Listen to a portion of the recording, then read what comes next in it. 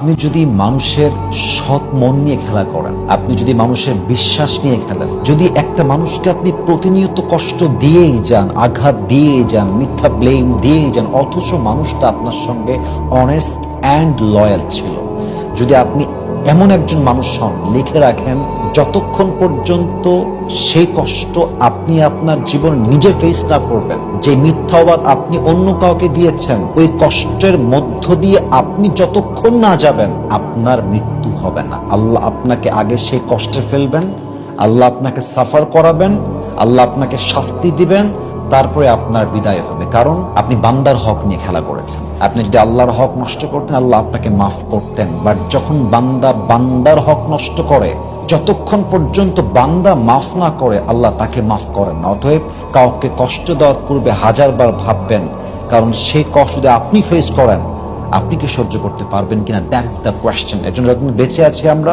কখনো কোনো অনেস্ট কিংবা লয়াল মানুষকে আমরা কষ্ট দিব না, ইনশাআল্লাহ তাআলা।